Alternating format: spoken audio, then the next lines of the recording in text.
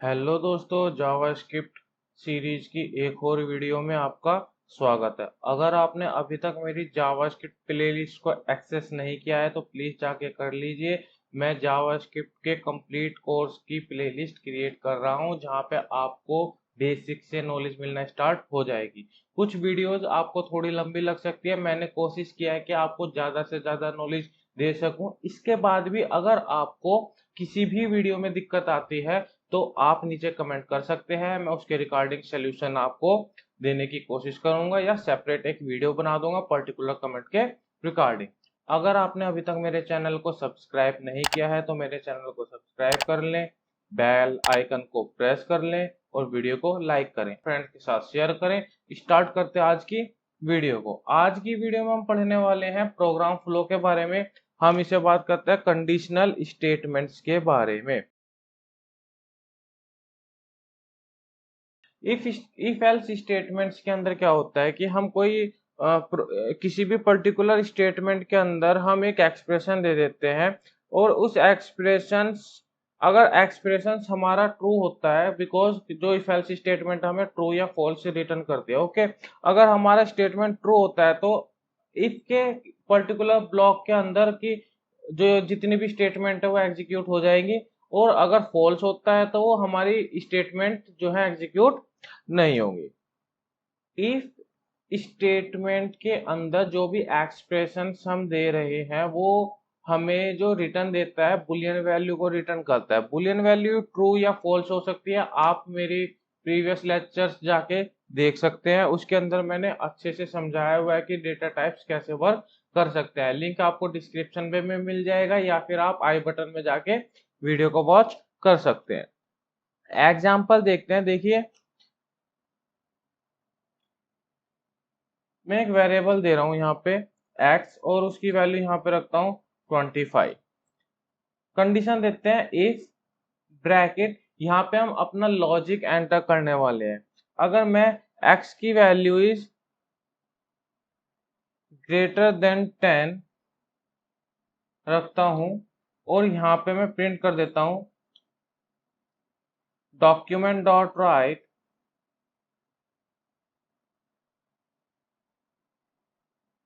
x is greater then 10।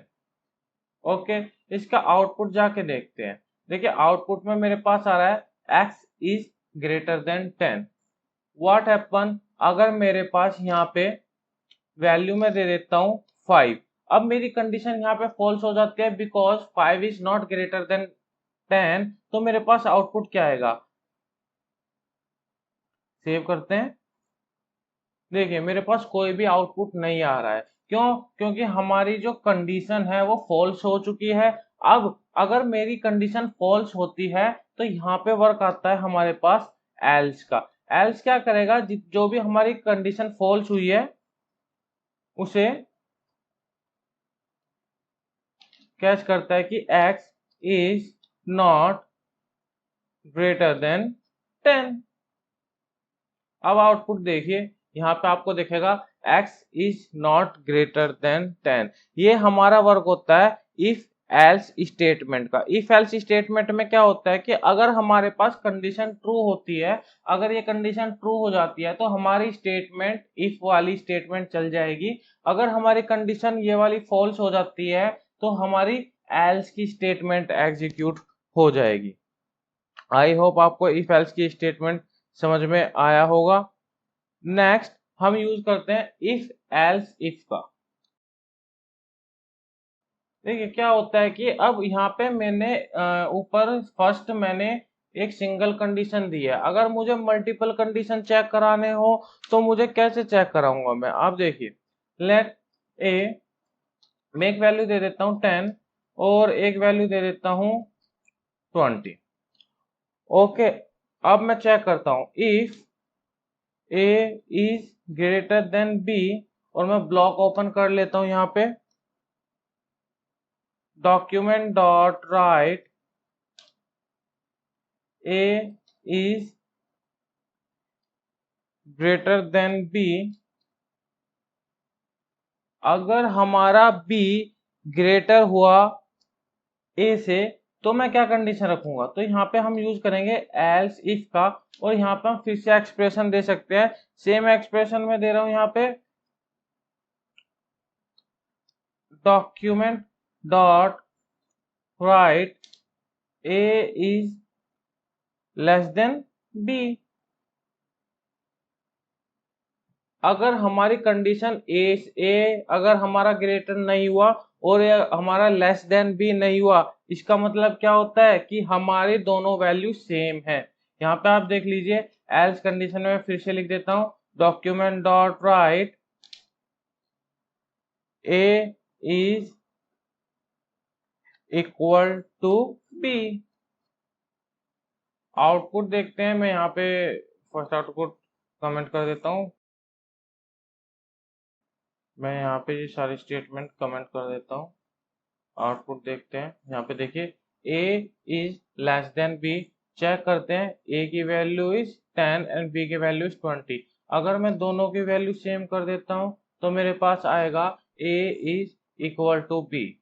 Okay, हम यहाँ पे इफ एल्स इफ स्टेटमेंट में जितनी चाहे उतनी स्टेटमेंट्स का यूज कर सकते हैं। नेक्स्ट हम बात करते हैं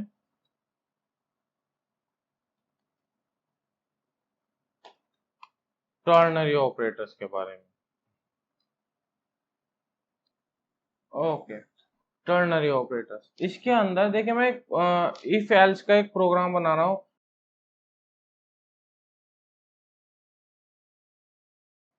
ओके, आउटपुट में जाके देखते हैं, यूजर कैन वॉट, बिकॉज उसकी एज 18 है। लेकिन अगर सेम प्रोग्राम मुझे टर्नरी ऑपरेटर से बनाना होता है, इसके अंदर क्या होता है कि जो इफ एल्स की स्टेटमेंट्स है ना, हम उसे शॉर्टकट वे में लिख देते हैं। एग्जाम्पल देखिए, सेम एग्जाम्पल में यूज कर रहा हूं, यहाँ पे मैं कमेंट बना देता हूं। देखिए मेरे पास एज आ रही है, ओके, और यहाँ पे मैं कंडीशन लिखता हूं। देखिए, लेट चेक यूजर, और इसके अंदर मैं कह देता हूं कि अगर मेरे पास age is 18 question mark, user can what, else statement colon से, यूजर कैन नॉट वोट। बस मुझे यहाँ पे क्या करना है, देखिए जो आउटपुट जो भी वैल्यू होगी हमारे पास चेक यूजर के अंदर आ चुकी होगी। बस मुझे डॉक्यूमेंट डॉट राइट और यहाँ पे चेक यूजर को प्रिंट करा देना है। आप देखिए, user can not vote because condition is false, now condition is true. Okay, और यहाँ पे लॉजिक ऑपरेटर्स मैं पहले बता चुका हूँ आपको, आप मेरे ऑपरेटर्स की वीडियो जाके देख सकते हैं, उसके अंदर आपको अच्छे से समझ में आएगा ऑपरेटर्स कैसे वर्क करते हैं। टर्नरी ऑपरेटर्स के अंदर नेक्स्ट हम बात करते हैं मल्टीपल ऑपरेशंस, अगर मुझे परफॉर्म करने हैं।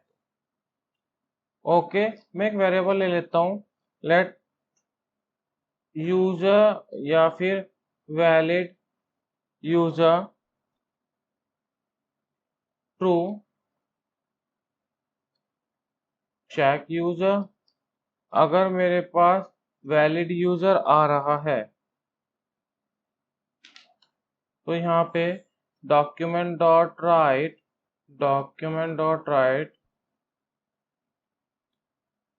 You are a valid user, document dot write B you can visit our site. And next condition जो हमारे पास होगी, same document dot write you are not a valid user, document dot write we are sorry you cannot visit a site. ओके, आउटपुट चेक करते हैं। You are a valid user, you can visit a site. What happen, अगर मेरे पास valid user नहीं आता है तो मैं यहाँ पे फॉल्स लगा देता हूँ, या फिर आप कंडीशन वैलिड यूजर के अंदर चेक कर सकते हैं, जैसे मैंने यहाँ पे चेक किया था। ओके, यहाँ पे ये भी आपको ट्रू या फॉल्स ही रिटर्न करता है। आउटपुट देखिए, you are not a valid user, sorry you can not visit a site. हम यूज करेंगे मल्टीपल टर्नरी ऑपरेटर्स। देखिए, मैं एक प्रोग्राम लेता हूँ, सॉरी, मैं एक वेरिएबल लेता हूँ, let speed, just suppose my bike speed is 60, और मैं मैसेज देना चाहता हूँ राइडर को कि आप स्पीड ओवर लिमिट जा रही है या आप स्लो चल रहे हैं, कुछ भी आप मैसेज दे सकते हैं। मैं एमएसजी के नाम से एक वेरिएबल लेता हूँ और चेक करता हूँ कि अगर मेरी स्पीड इज 120, यहाँ पे मैं कह दूंगा टू फास्ट, एंड ध्यान से देखिए, मैं फिर से एक कंडीशन यहाँ पे बनाने जा रहा हूँ। Okay, same speed is equal to 70, या मैं 50 ले लेता हूँ यहाँ पे, फास्ट अदरवाइज नाइस स्पीड। देखिए, यहाँ पे मैंने स्पीड लिया है, अगर मेरे पास 120 या 120 से अबव स्पीड जाती है तो मेरे पास रिटर्न में आउटपुट आएगा कि आप बहुत ज्यादा तेज चला रहे हैं। सेकंड, एल्स के अंदर मैंने इफ एल्स की तरह की एक कंडीशन लगा दी। यहाँ पे अगर मेरी वैल्यू इज 50 से लेस या 50 है तो मेरे पास या तो फॉल्स, ये आपकी इफ की तरह वर्क करेगा, या आपके एल्स की तरह वर्क करेगा। आउटपुट देख लेते हैं, console dot log, sorry console में मैं प्रिंट नहीं करूंगा, मैं प्रिंट करूंगा डॉक्यूमेंट डॉट राइट MSG। और कंसोल आउटपुट क्या होता है, डॉक्यूमेंट डॉट राइट और एलिमेंट के अंदर प्रिंट करना, किसी पर्टिकुलर क्वेरी से प्रिंट करना। मेरे आउटपुट वाली वीडियोस में आपको आप जाके देख सकते हैं, लिंक आपको नीचे डिस्क्रिप्शन में भी मिल जाएगा और आई बटन में भी मिल जाएगा। इस प्रोग्राम का आउटपुट चेक करते हैं, मेरे पास क्या आ रहा है, मेरे पास वैल्यू आ रही है fast, fast. Okay, what happen, अगर मैं यहाँ पे वैल्यू रखता हूँ 40, देखते हैं क्या आउटपुट आ रहा है, नाइस स्पीड। अगर मैं वैल्यू रखता हूँ यहाँ पे 140 तो मेरे पास आउटपुट आएगा टू फास्ट।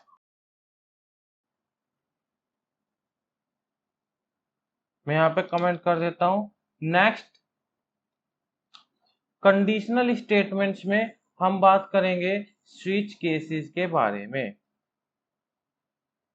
स्विच केस के बारे में देखिए, स्विच केस भी एक हमारे फ्लो कंट्रोल स्टेटमेंट का ही पार्ट होता है। ये हमारे इफ एल्स की तरह ही होता है, लेकिन इसके अंदर हम स्विच फंक्शन का यूज करते हैं और उसके अंदर केस लगाते हैं अलग अलग कंडीशंस के लिए। एग्जांपल देखते हैं, मैं एक वेरिएबल लेता हूं, लेट डे इक्वल 3, इसके अंदर मैं स्विच लेता हूँ, स्विच के अंदर डे डाल देता हूँ। अब डे के जो डे वेरिएबल है वो स्टोर कर रहा है हमारा 3। ओके, इसके रिगार्डिंग मुझे केसेस बनाने हैं। केस 1, एक वेरिएबल ले लेते हैं यहाँ पे डे नेम का, और इस केस में डाल देते हैं यहाँ पे डे 1 संडे। और इसके बाद मुझे यूज करना है ब्रेक स्टेटमेंट का, जो हमारे प्रोग्राम को यहीं पे ब्रेक कर देगा। सेकंड स्टेटमेंट केस 2, डे के अंदर हम डाल देते हैं मंडे, और ऐसे ही हम प्रोग्राम 7 तक लेके जाते हैं।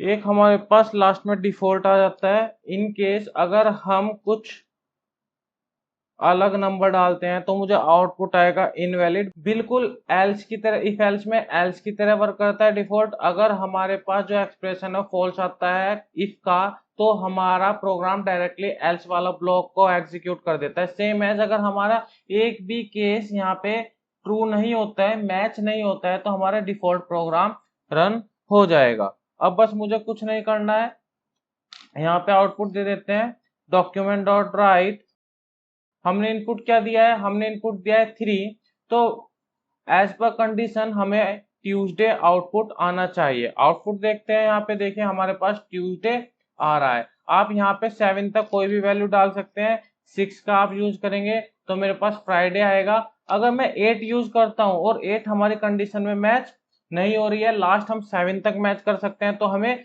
डिफॉल्ट आउटपुट प्रिंट करेगा। यहाँ पे देखिए इनवैलिड डे।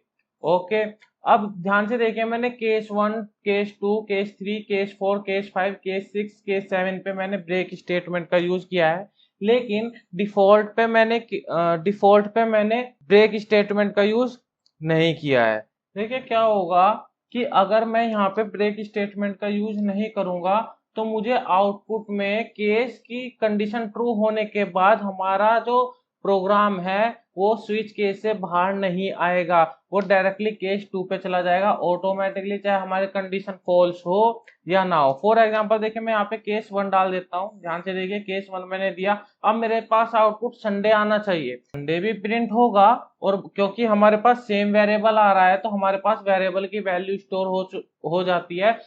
वेरिएबल क्या होते हैं, बेसिकली कंटेनर होते हैं जो हमारी वैल्यू को स्टोर करके रखते हैं, और ये वैल्यू चेंज हो सकती है प्रोग्राम एग्जीक्यूशन के दौरान। आप वेरिएबल वाली वीडियो जाके देखिए, एक्चुअली आप मेरी कंप्लीट प्लेलिस्ट को देख लीजिए, आपके लिए बेनिफिट होगा। ओके, यहाँ पे क्या हो रहा है कि जैसे उसने संडे को प्रिंट किया, डायरेक्टली केस 2 पे जंप कर जाएगा और डे नेम में रिप्लेस कर जाएगा संडे को मंडे से। इसलिए हमने यहाँ पे ब्रेक स्टेटमेंट लगाई है, जिससे क्या होगा कि मेरा प्रोग्राम कंडीशन ट्रू होने के बाद ब्रेक हो जाए और डायरेक्टली बाहर आ जाए।